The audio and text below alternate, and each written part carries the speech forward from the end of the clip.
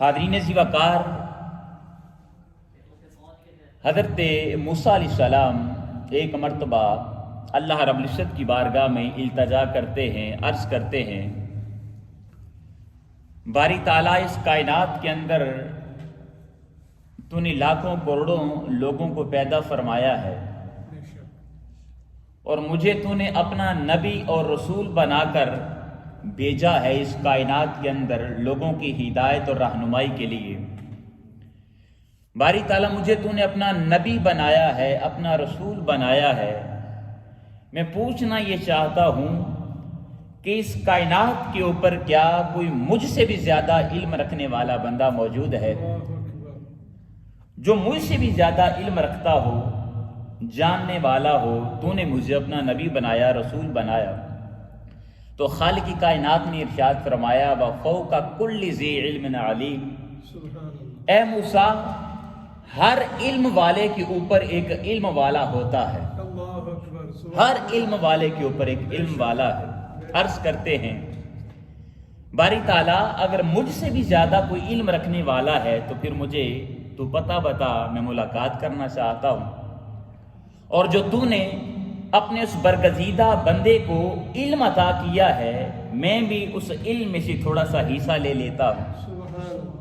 خالق کائنات نے کوئی ایگزیکٹ پتہ نہیں بتایا، یہ ارشاد نہیں فرمایا کہ آپ فلاں ملک میں چلے جائیں اور فلاں ملک کے اندر جو فلاں سٹی ہے، شہر ہے، وہاں پر چلے جائیں، پھر اس شہر کے اندر فلاں گلی ہے اور فلاں گھر کا نمبر ہے، وہاں پر چلے جائیں تو آپ میرے اس بندے کو پا لیں گے۔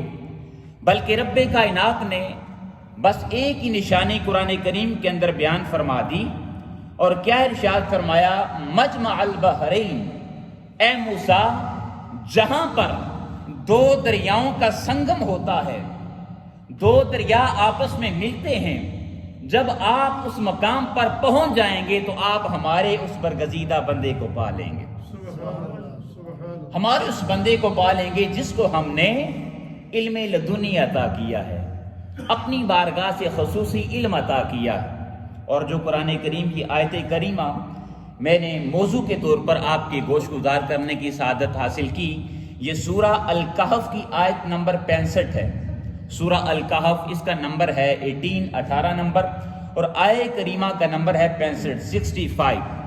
اللہ رب العزت نے ارشاد فرمایا، فَوَجَدَا عَبْدًا مِّنْ عِبَادِنَا، ہمارے اس بندے کو تم دونوں پالو گے۔ کس بندے کو؟ اس کی نشانی بھی رب کائنات نے بیان فرمائی، آتَيْنَاهُ رَحْمَةً مِّنْ عِنْدِنَا، جس کو ہم نے اپنی بارگاہ سے خصوصی رحمت سے نوازا ہے۔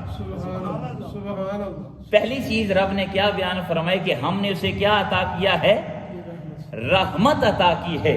اور آگے اللہ رب العزت نے کیا ارشاد فرمایا، وَعَلَّمْنَاهُ مِن لَّدُنَّا عِلْمًا، اور اپنی بارگاہ سے ہم نے ان کو علم لدنی بھی عطا کیا۔ دو چیزیں عطا کی ہیں، ایک رب نے رحمت عطا فرمائی اور دوسرا اپنا خصوصی علم عطا کیا۔ حضرت موسیٰ علیہ السلام اپنے خادم یوشع بن نون کو اپنے ساتھ لیتے ہیں اور حضرت خضر علیہ السلام کی تلاش میں نکل پڑتے ہیں۔ اب یہاں پر رک کر میں ایک جملہ آپ کے گوش گزار کرنا چاہتا ہوں، وہ اس لیے کہ ہمارا تعلق بھی اللہ کے ولیوں کے ساتھ ہے، خدا سے نسبت رکھنے والوں کے ساتھ ہے، جو اللہ سے محبت کرتے ہیں، اللہ ان سے محبت کرتا ہے، ہم بھی ان اللہ کے ولیوں سے محبت کرنے والے ہیں، نسبت رکھنے والے ہیں۔ تو اس لیے یہاں پر میں جملہ کہنا ضروری سمجھتا ہوں کہ دیکھیں، حضرت خضر علیہ السلام کے متعلق ہمارے پاس دو اقوال ہیں مفسرین کے۔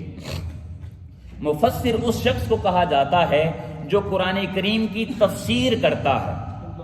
بولیے کیا کرتا ہے؟ تفسیر کرتا ہے، قرآن کی تفسیر کرتا ہے۔ مثلا ہم قرآن کریم کو پڑھیں گے، آیت کریمہ کو پڑھیں گے، تو اگر ہمیں بہت سارے علوم کا علم نہیں ہوگا، ہم نے ان کو پڑھا نہیں ہوگا، مثلا اس کے اندر عربی زبان بھی آ جاتی ہے، عربی زبان جو ہے اس کے اندر بھی بہت ساری پھر آگے تخصصات ہیں، اس کے اندر صرف ہے، نحو ہے، اسی طرح شاعری الگ ہے، اسی طرح علم منطق ہے، حدیث کا علم ہے، قرآن کا علم ہے، لغت کا علم ہے، بہت سارے علوم ہیں اسلامک اسٹڈی کے اندر. جب تک بندہ ان تمام علوم کو جاننے والا نہ ہو وہ قرآن کی تفسیر نہیں کر سکتا. اب بات سمجھ رہے ہیں نا؟ اگر ہمارے ذہن کے اندر فقط یہ ہونا کہ قرآن کی تفسیر کرنا اس شخص کے لیے آسان ہے جو فقط اسلامیات کو جاننے والا ہے، تو یاد رکھیے اس کے بس کی بات نہیں ہے. بلکہ قرآن کی تفسیر کرنے کے لیے اس مفسر کے لیے ضروری ہے کہ وہ سائنس کا علم بھی رکھتا ہو، وہ بایولوجی کو بھی جانتا ہو، وہ فزکس کا بھی علم رکھتا ہو، وہ کیمسٹری کو بھی جانتا ہو جی. تب جا کر وہ بندہ قرآن کے اندر جب غوطہ زنی کرتا ہے، قرآن میں تفکر کرتا ہے، فکر کرتا ہے، تو پھر خالق کائنات اس کے ذہن کے اندر یہ وسعت عطا کرتا ہے کہ وہ مفسر قرآن کی آیت کریمہ ایک ہی ہوتی ہے لیکن نئے نئے موتی نکال کر عوام کے سامنے وہ مفسر پیش کر دیتا ہے. تو ہر انسان کو یہ اللہ رب العزت اس کے دروازے وا نہیں کرتا، اس کے دروازوں کو نہیں کھولتا. تو مفسر وہ ہوتا ہے جو قرآن کی تفسیر کرنے والا ہوتا ہے. حاضرین محترم، اب یہاں پر میں آپ کی گوش گزار کر رہا تھا، مفسرین کے ہمارے پاس دو اقوال ہیں. پہلا قول ہے کہ حضرت خضر علیہ السلام وہ اللہ کے نبی تھے. پہلا قول کیا ہے؟ بولیے ذرا، اللہ کے نبی تھے. سب بولیں ذرا. اللہ کے نبی حضرت خضر علیہ السلام اللہ کے کیا تھے؟ نبی تھے. ایک قول اکرم صاحب ہمارے پاس یہ ہے. اسی طرح جو جمہور کا قول ہے، جمہور کہتے ہیں اکثریت کو، یعنی جس قول پر اکثر مفسرین ان کی اتفاقی رائے ہے وہ یہ ہے کہ خضر علیہ السلام اللہ کے نبی نہیں تھے بلکہ اللہ کے ولی تھے. اب بات سمجھ گئے نا؟ دو اقوال ہیں، ایک اللہ کے نبی ہونے کا اور دوسرا اللہ کے ولی ہونے کا. لیکن جمہور مفسرین کہتے ہیں کہ وہ اللہ کے ولی تھے. اب جو چیز یہاں پر میں آپ کی گوش گزار کرنا چاہتا ہوں، بیان کرنا چاہتا ہوں، وہ یہ ہے کہ اگر ہم حضرت خضر علیہ السلام کو اللہ کا نبی بھی مان لیں تو تب بھی سیدنا موسیٰ علیہ السلام کا مقام، آپ کا درجہ حضرت خضر علیہ السلام سے بلند ہے، اس لیے کہ حضرت موسیٰ علیہ السلام وہ نبی ہونے کے ساتھ ساتھ اللہ کے رسول بھی تھے. اب بات سمجھ گئے نا؟ اللہ کے رسول بھی تھے. اب یہاں پر ممکن ہے بہت سارے افراد کو پتہ نہ ہو کہ نبی کون ہوتا ہے اور رسول کون ہوتا ہے. یہ بھی دو درجے ہیں، ایک نبی ہوتا ہے، ایک رسول ہوتا ہے. ہر نبی وہ رسول نہیں ہوتا لیکن ہر رسول وہ نبی ضرور ہوتا ہے. اب بات سمجھ گئے نا؟ ہر نبی وہ رسول نہیں ہوتا لیکن ہر رسول وہ نبی ضرور ہوتا ہے.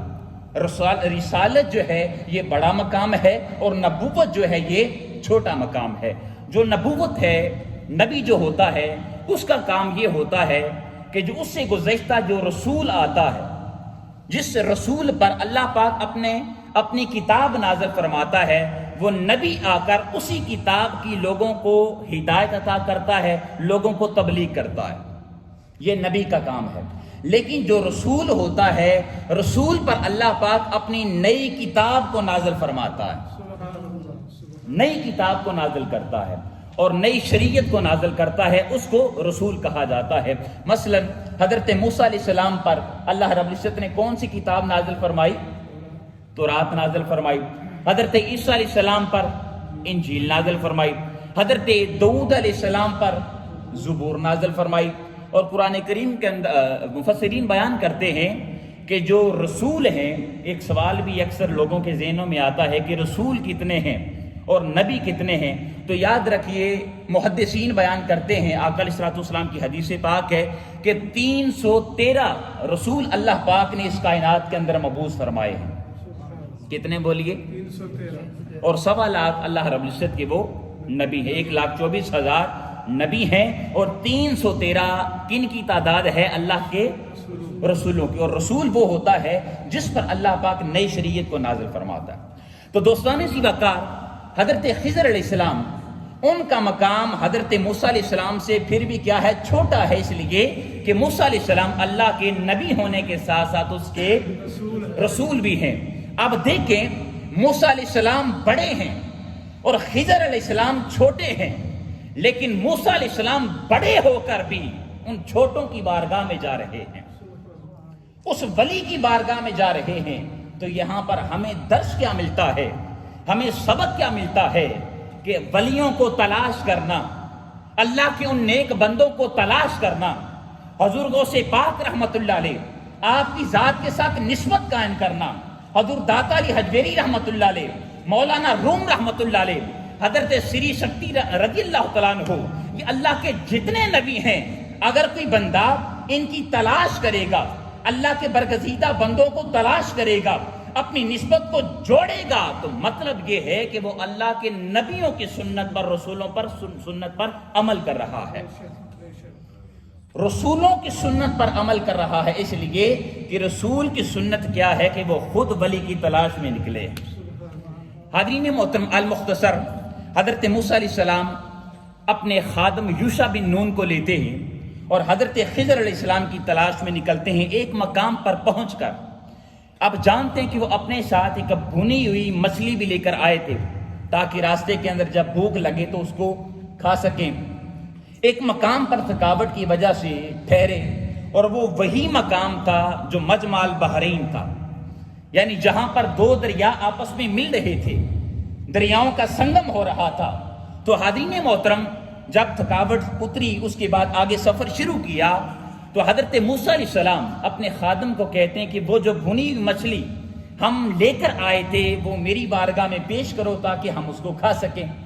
حضرت یوشع بن نون وہ حضرت موسیٰ علیہ السلام کی بارگاہ میں التجا کرتے ہیں، عرض کرتے ہیں کہ اے موسیٰ، جس مقام پر ہم ٹھہرے تھے آرام کرنے کے لیے، جہاں پر دو دریاؤں کا سنگم ہو رہا تھا، دو دریا آپس میں مل رہے تھے، وہاں پر وہ مچھلی زندہ ہو کر دریا کے اندر سرنگ بنا کر بھاگ گئی تھی۔ زندہ ہو کر وہ مچھلی کیا تھی؟ بھنی ہوئی مچھلی تھی، لیکن کیا ہوا، وہاں پر وہ دریا کے اندر سرنگ بنا کر زندہ ہو کر چلی گئی۔ اب یہاں پر ایک اور نقطہ میں بیان کرنا چاہتا ہوں۔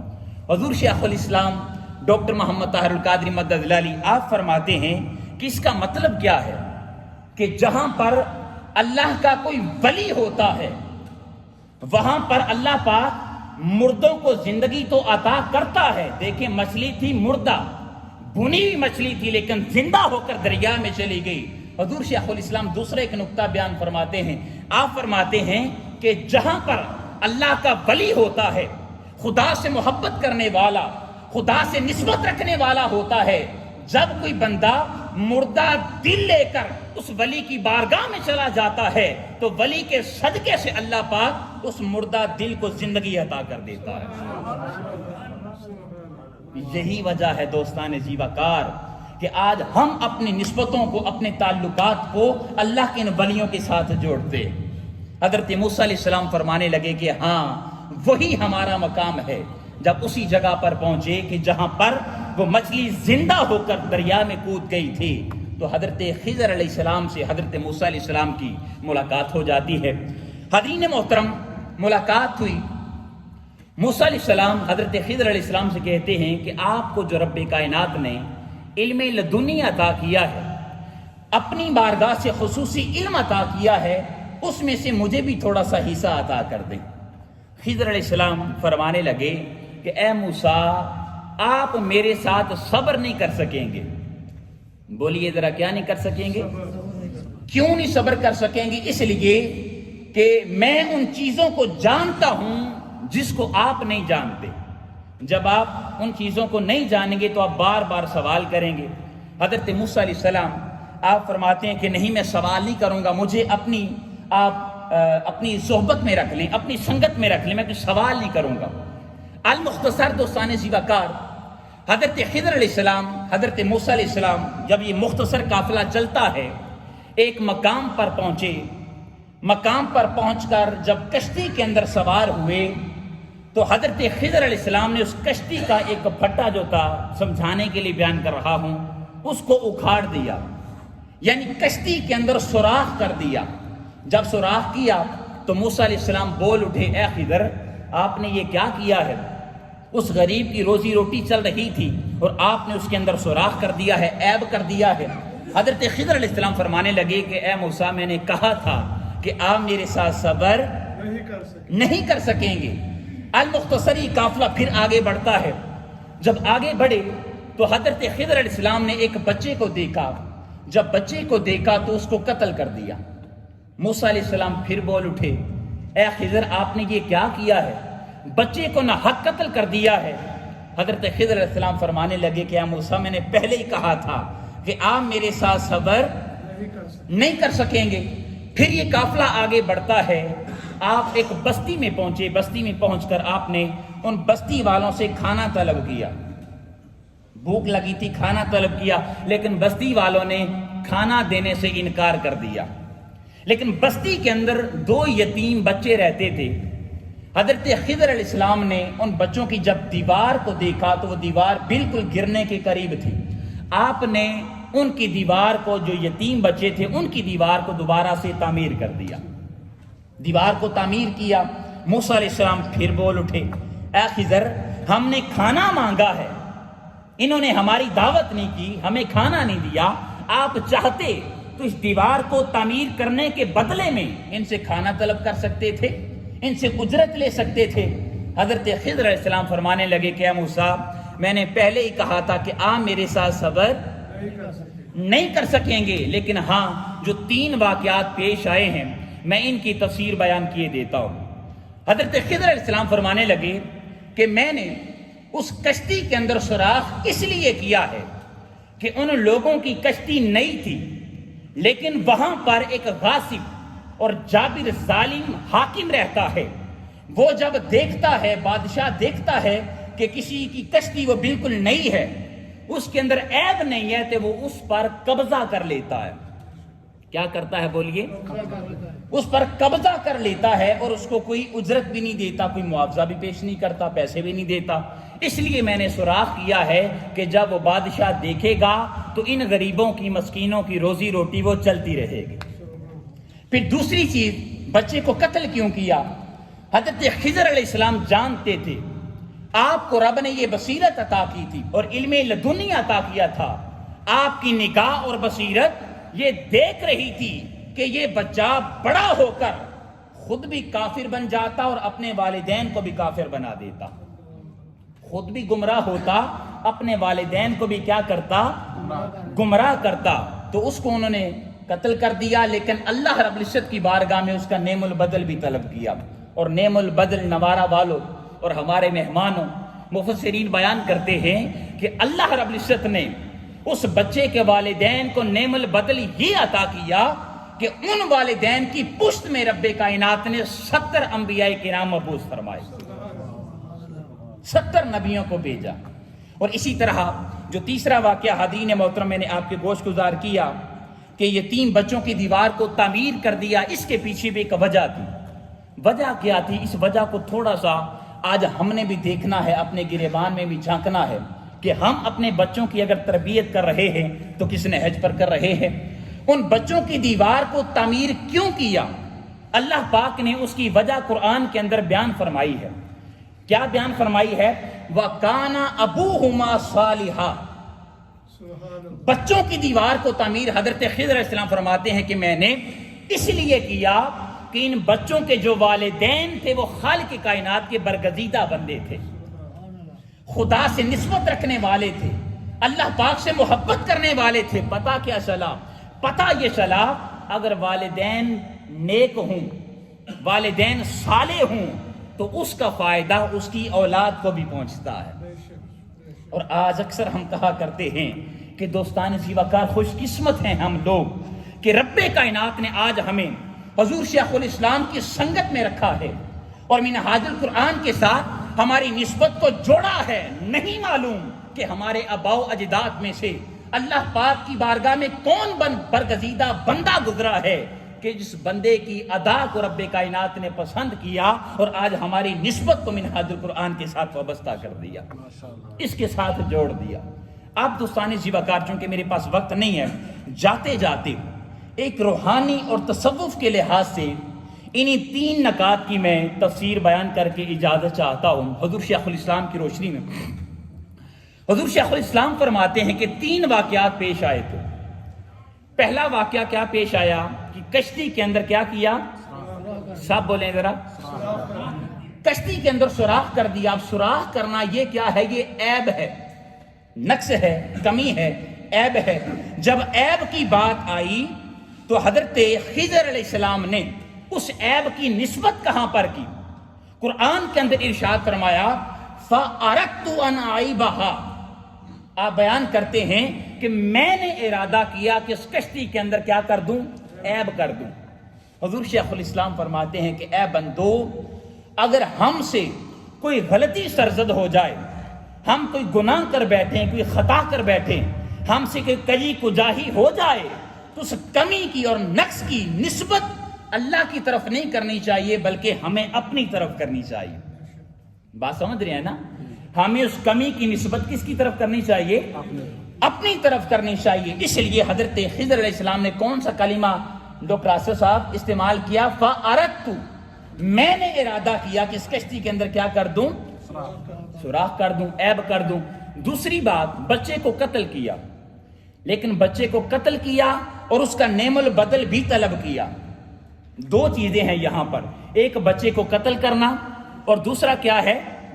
نعم البدل اللہ کی بارگاہ میں طلب کرنا.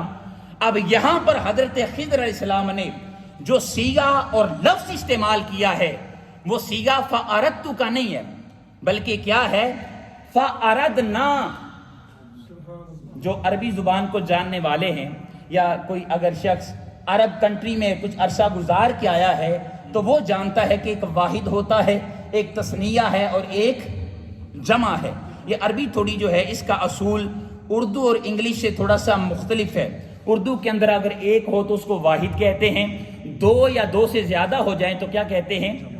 اسی طرح انگلش کا بھی اصول ہے، اس کا بھی یہی قاعدہ ہے، اگر ایک ہو تو سنگولر، اگر دو یا دو سے زیادہ ہو جائیں تو پلورل. لیکن عربی جو ہے اس کا قاعدہ تھوڑا مختلف ہے، ایک ہو تو واحد، دو ہو تو تثنیہ، لیکن تین یا تین سے زیادہ ہو تو کیا ہوگا؟ جمع. تو یہاں پر اللہ پاک نے کیا ارشاد فرمایا؟ فَأَرَدْنَا. ہم نے ارادہ کیا. اب ہم کے اندر کیا ایک بندہ شامل ہوتا ہے؟ جی، ہم کے اندر ایک بندہ شامل نہیں ہوتا. تو یہاں پر کیا صیغہ استعمال کرتے ہیں؟ فَأَرَدْنَا. ہم نے ارادہ کیا، یعنی میں نے اور رب کی ذات نے ارادہ کیا. اب یہاں پر دو چیزیں ہیں، ایک ہے عیب، بچے کو قتل کرنا یہ عیب ہے. نعم البدل یہ کیا ہے؟ یہ بلائی ہے، یہ نیکی ہے. تو عیب کی نسبت حضرت خضر علیہ السلام نے وہ اپنی طرف کی ہے اور بلائی اور نیکی کی نسبت وہ خالق کائنات کی طرف کی ہے. بات سمجھیے آپ. اور تیسری چیز کیا ہے؟ جی، بچوں کی دیوار کو تعمیر کیا. اب دیوار تعمیر کرنا اس کے اندر کوئی نقص ہے؟ بولیے نا بھائی. کوئی بندہ اگر کسی کے ساتھ کسی کی ہیلپ کر دیتا ہے، مدد کر دیتا ہے تو اس میں کوئی نقص تو نہیں ہے نا، یہ بلائی ہے، سراسر نیکی ہے. تو یہاں پر دیکھیے جو اللہ کے برگزیدہ بندے ہوتے ہیں، خدا سے نسبت رکھنے والے، اللہ سے تعلق رکھنے والے، ان کا خدا کی ذات کے ساتھ جب کنیکشن اور نسبت جڑ جاتا ہے تو یہاں پر کیا اللہ کی بارگاہ میں عرض کرتے ہیں؟ فَأَرَادَ رَبُّكَ. یہ آپ کے رب نے ارادہ کیا کہ ان بچوں کی دیوار کو تعمیر کر دیا جائے. اعجاز آپ، بچوں کی دیوار کو تعمیر کر دیا جائے. یہاں پر حضرت خضر علیہ السلام نے دیوار کو تعمیر کرنے کی نسبت اپنی طرف بولیے بلکہ کس کی طرف کی ہے؟ اللہ کی طرف کی ہے. تو اسے پتہ یہ چلا کہ اے لوگوں، اگر ہم سے بھی کوئی غلطی، کوئی خطا، کوئی گناہ ہو جائے تو اس کی نسبت ہمیں اپنی طرف کرنا چاہیے. اور جب ہم کوئی نیکی کا کام کریں، کوئی بھلائی کا کام کریں تو اس کی نسبت ہمیں اپنی طرف نہیں کرنا چاہیے بلکہ رب کی بارگاہ میں عرض کرنا چاہیے کہ مولا تو نے مجھے یہ توفیق عطا کی ہے تو میں یہ نیکی کا کام کر سکا ہوں. تو دوستان زیوکار، انہی کلمات پر میں اپنے موضوع کو ختم کرتا ہوں اور آپ سے بار دیگر میں التماس کرنا چاہتا ہوں کہ خدا را ان اللہ کے ولیوں کے ساتھ اپنی نسبتوں کو جوڑنا ضروری ہے. یہی پیغام حضور شیخ الاسلام کا ہے اور یہی پیغام تحریک منہاج القرآن کا ہے کہ ہمارے اعمال اس لیول کے نہیں ہیں. نہیں معلوم کہ ہمارے اعمال کی بنیاد پر اللہ پاک ہماری بخشش اور مغفرت فرمائے گا یا نہیں فرمائے گا. لیکن ہاں، اگر کسی اللہ کے ولی کے ساتھ ہمارا تعلق جڑ گیا، نسبت قائم ہو گئی، تو جب خالق کائنات اپنے ان برگزیدہ بندوں کی بخشش اور مغفرت فرمائے گا، تو جو بندے ان اللہ کے ولیوں کے ساتھ نسبت اور تعلق رکھنے والے ہوں گے، ان ولیوں کی نسبت سے خالق کائنات ہم گناہگاروں کی بھی بخشش اور مغفرت فرما دے گا۔ لہذا حاضرین محترم، کسی نہ کسی ولی کے ساتھ اپنے نسبت کو قائم رکھیں، اور خوش نصیب ہیں آپ لوگ کہ آپ کا تعلق ڈائریکٹلی حضور غوث پاک رحمت اللہ علیہ آپ کی ذات زی وقار کے ساتھ ہے۔ اس لیے کہ جو بندہ منہاج القرآن کا رفیق بن جاتا ہے، منہاج القرآن کا ممبر بن جاتا ہے، تو وہ ڈائریکٹلی حضور غوث پاک کا مرید بن جاتا ہے۔